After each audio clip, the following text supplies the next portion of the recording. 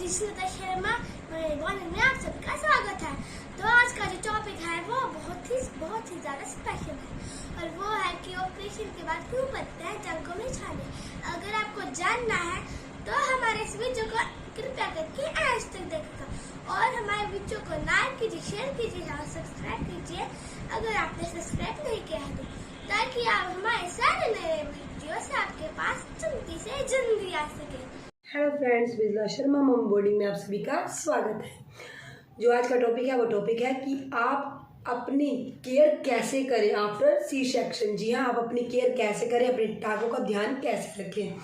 तो कई बार क्या होता है, डॉक्टर 6 दिन के बाद 5 दिन के बाद आपको घर के लिए रिकवर कर देते हैं, लेकिन सबसे बड़ा डिफिकल्ट टाइम क्या होता है जब आप घर पर आती हैं और आप घर पर आने के बाद जब आप डॉक्टर को चेकअप के लिए 5 दिन बाद 10 दिन बाद जाती है तो उसमें पता चलता है कि आपका जख्मों पे फफोले टाइप के पड़ गए हैं, उसमें खुजली हो रही है, जलन हो रही है, दर्द हो रहा है।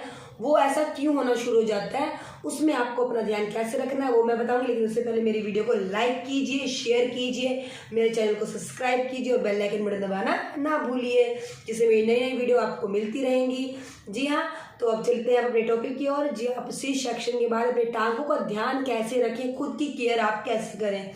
मैं हमेशा कहती आई हूँ, आप खुद की डॉक्टर खुद हैं। तो आपको जब भी आप घर पर आते हैं डिस्चार्ज के बाद तो डॉक्टर जितना आपको मतलब सजेस्ट करते हैं कि आपको इतने दिन के बाद आना है, चेकअप करवाना है, लेकिन उसी बीच में ऐसा क्या हो जाता है कि आपके टांगों में फफोले पड़ जाना, आपको वहाँ दर्द होना, जलन होना, ऐसा क्या होता है। क्योंकि क्या होता है जब 5-6 दिन में डॉक्टर आपको डिस्चार्ज करते हैं, आप घर आकर फिर से वही वैसे ही उठना बैठना आप स्टार्ट कर देती हैं। अचानक से आपको एकदम हर चीज़ झटके से उठना, लेटना, इन चीज़ों को ज़्यादा देर बैठे रहना, इन चीज़ों को आप स्टार्ट करते हैं, जिससे वजह से आपके टांगों के पास, स्टिचेस के पास फफोले पड़ जाते हैं। तो आपको क्या करना है, सिजेरियन के बाद आपको एक बेल्ट दी जाती है, डॉक्टर से आप सजेस्ट कीजिए। वो बेल्ट को आप हमेशा अपने कमर पर बांध के रखिए, जिससे क्या होता है कि अगर आप उठती बैठते हैं तो खाद का जो टाँगे हैं वहाँ पर खिंचाव नहीं पड़ेगा। तो आपको मैं सजेस्ट करूँगी कि आपको बेल्ट जरूर पहननी चाहिए। और दूसरा पॉइंट क्या है, जब आप अपने डॉक्टर आपको बैंडेज को कहते हैं कि आप इसको रिमूव करके साफ करके आपको लगाना है, तो उसको कैसे लगाना है, आप जब नहाती हैं नहाने के बाद पहले अपने टाँगों को अच्छे से सुखा लीजिए, सुखाने के बाद उस पर दवाई लगाने के बाद ही उस पर बैंडेज लगाइए। उसके बाद आपको क्या करना है, 40 दिन तक आपको कोई ऐसा भारी भरकम काम नहीं करना, भारी चीज़ नहीं उठानी है, ज़्यादा झुक के उठना नहीं है, आपको सिर्फ चलना है, थोड़ा आपको वॉक करनी है, वॉक कर सकती हैं, पैदल चल सकती हैं। तो ज़्यादा सीढ़ियाँ चढ़ना उतरना आपको अभी नहीं है। और जैसे आपने 9 महीने अपना ध्यान रखा था, वैसे ही डिलीवरी के बाद भी आपको अपने खान पान का, विटामिन का, कैल्शियम का, आयरन का आपको ध्यान रखना है, जिससे क्या होता है कि आपको ताकत मिलती है, स्टिचेस को, घाव को उभरने में जो है समय जो लगता है वो जल्दी रिकवर हो जाता है। क्योंकि क्या है ना, 9 महीने आपने जिस बेबी को अपने पेट में रखा है उसको निकालने के बाद एक बहुत बड़ा सा कट शरीर पर लगता है, पेट पर एक बहुत बड़ा कट लगता है, जो जख्म अंदर तक होता है, जिसको उभरने में टाइम लगता है। तो आप उसको अगर सोचे कि आप उसको कोई आप 10 दिन बाद 11 दिन बाद नहीं, मैं अपने मेंटली भी फिजिकली मैं स्ट्रॉन्ग हूँ, मुझे वे कर लेना चाहिए, तो ये रिजल्ट आखिर में क्या होता है कि वो आपको जख्म जो है, जो आपके स्टिचेस थे वो आपको दर्द देना शुरू करेंगे, उनमें खिंचाव पड़ना शुरू हो जाएगा। क्योंकि इस टाइम क्या होता है, आपकी बॉडी पूरी तरह से लूज हो चुकी होती है। तो इस टाइम आपको अपना पूरा केयर करना होगा और बढ़ते हुए वजन से बिल्कुल नहीं घबराना। एक टाइम पर वो आप अपने आप कंट्रोल हो जाएगा। इस टाइम जितना आप अपना ध्यान देंगे उतना आप अपने बच्चों का भी केयर कर सकती हैं। बट मैं यही बोलूँगी 40 डे बाद ही आपको अपने काम को स्टार्ट करना है, क्योंकि घाव को उभरने में कम से कम 6 हफ्ते लगते हैं। तो उन 6 हफ्तों में आपको कुछ ऐसा नहीं करना जो आपके लिए ही नुकसानदायक हो।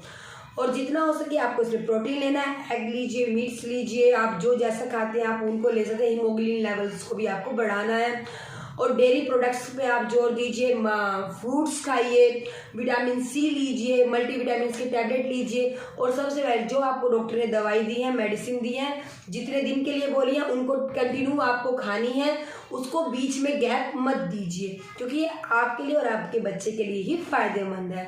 और उसके बाद आपको क्या करना, जब आप कोई बैंडेज 6 हफ्ते बाद बंद हो जाए, आप उस पर कोई भी अच्छा सा ऑलिव ऑयल लगा सकती हैं, कोकोनट ऑयल लगा सकती हैं, या फिर आप डॉक्टर से सजेस्ट करके आप कोई भी अच्छी सी वहाँ पर क्रीम लगा सकती हैं। बट जितना हो सके आप उसमें ऑलिव ऑयल लगाइए या फिर कोकोनट ऑयल लगाइए।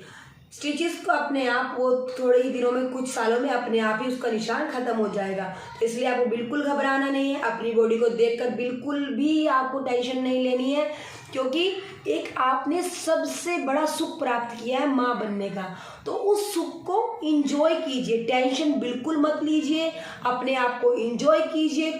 मैं हमेशा कहती हूँ खुश रहिए, बिकॉज ये वो वरदान है जो आपको भगवान ने दिया, क्योंकि इस दुनिया को बनाने वाला भगवान है, लेकिन चलाने वाली इस दुनिया को उस माँ है। क्योंकि भगवान इस दुनिया को इतना चलाने में समर्थ नहीं था, उसने सिर्फ दुनिया को बना दिया, लेकिन उस दुनिया को आगे बढ़ाने के लिए, आगे चलाने के लिए उसने दुनिया में माँ बनाया। और भगवान के इस काम में आपने इतना बड़ा योगदान दिया कि आपने इतना अपने बॉडी को सेक्रीफाइस किया। तो जो सेक्रीफाइस किया है उसको उदास रह के क्यों टेंशन लेना। अपने बेबी को देखकर खुश रहिए, मुस्कुराइए, और बढ़ते हुए वजन की बिल्कुल टेंशन मत लीजिए, क्योंकि ये कंट्रोल हो जाता है। तो आपको क्या करना है, सिर्फ इस टाइम में अपना ध्यान रखना है, मल्टीविटामिन्स लेते रहिए। खान पान पे जैसे आपने 9 महीने अपना ध्यान रखा है, वैसे ही आफ्टर डिलीवरी भी आपको अपना ध्यान रखना है। अपने खाने में पोषक तत्वों को ऐड रखिए, डेयरी प्रोडक्ट्स लीजिए, खुश रहिए, क्योंकि सबसे बड़ी मेडिसिन आपकी है आपका खुश रहना। अपने बच्चे के साथ इंजॉय कीजिए, उसके साथ टाइम स्पेंड कीजिए, क्योंकि जो अभी आप उसका टाइम स्पेंड कर लेंगी वो ही आपके पास है। उसके बाद बच्चा जहाँ थोड़ा सा पलटने शुरू किया, बढ़ने लगा, चलना शुरू करने लगा, तो वो चारों ओर सबसे मिलेगा। लेकिन अभी जो का टाइम है वो माँ और बच्चे का आपस में बॉन्डिंग बनाने का टाइम है। तो उस टाइम को आप नाराज रहकर, दुखी रहकर बिल्कुल भी मत गवाइए, क्योंकि ज़्यादातर अभी जो सर्वे हुआ उसमें पता चलता है कि जो लेडीज़ को ज़्यादा डिप्रेशन कब होता है, आफ्टर डिलीवरी। जी हाँ, आफ्टर डिलीवरी लेडीज़ ज़्यादा डिप्रेशन में चली जाती हैं। बट क्यों, ऐसा क्यों?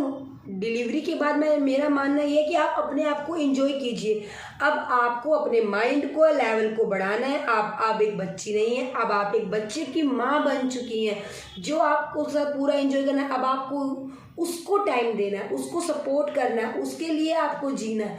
तो वो आप अब भूल जाइए कि आपका वो दिन जो अब आपको सब मना रहे थे, आपको टाइम जो अब घर में जो नन्हा सा मेहमान आया, सबका फोकस उसकी तरफ होगा। बट इसका मतलब ये नहीं है कि आपकी कोई केयर नहीं कर रहा है, आपकी सब केयर कर रहे हैं, आपको सब शुक्रिया अदा कर रहे हैं। तो उस चीज़ को आप इंजॉय कीजिए, जिसको आप दुनिया में लेकर आई हैं, उसका सबने दिल खोल कर स्वागत किया। तो आप भी मुस्कुराइए और अपना ध्यान दीजिए, अपने खान पान पर ध्यान दीजिए। डिप्रेशन लेने की बिल्कुल भी ज़रूरत नहीं है। बॉडी में हो रहे चेंज नॉर्मल है। अगर आपको कुछ डाउट हो रहा है, कुछ आपको तकलीफ है बॉडी में, तो आप जाके सीधा डॉक्टर से जाइए, सजेस्ट कीजिए। आपका सबसे बड़ा स्ट्रॉन्ग पॉइंट क्या होता है? आपके माँ बाप, आपका पति, आपका बच्चा। जी हाँ, अपने पति से आप शेयर कीजिए, अपने माँ बाप से शेयर कीजिए, क्योंकि इस टाइम में सब आपके लिए ही खुश है, क्योंकि आपने उनको इतना खूबसूरत तोहफा दिया है। तो आप ये बिल्कुल मत सोचिए कि आपसे कोई प्यार नहीं करता, बिल्कुल मत सोचिए कि आपकी बॉडी शेप चेंज हो रही है, क्योंकि ये दोबारा से रिकवर हो जाएगी। बट जिस मेहमान को आप लेकर आए हैं वो टाइम घूम के दोबारा नहीं आएगा। तो जिसको आप दुनिया में लाए हैं उसके लिए खुश रहिए, इंजॉय कीजिए। इस मदरहुड को आपको इंजॉय करना है।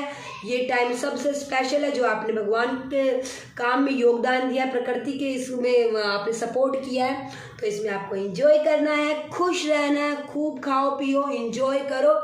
और सबसे इस टाइम आप सबसे ज़्यादा खूबसूरत दिखती हैं। जब आप एक बच्चे की माँ बनती है तो इससे ज़्यादा खूबसूरत विदाउट मेकअप आप कभी भी नहीं लगी होंगी जितना अब लगती है। बट थोड़ा कॉस्मेटिक से दूर रहिए इस टाइम में, अपने ऊपर फोकस कीजिए। एक प्यारी स्माइल अपने चेहरे से कभी दूर मत होने दीजिए। वैसे मेरी वीडियो को लाइक कीजिए, शेयर कीजिए, सपोर्ट कीजिए। मम्मा बेबी बॉन्डिंग में आपको ऐसी नई नई वीडियो हमेशा मिलती रहेगी, और बेल आइकन बटन दबाना मत भूलिएगा।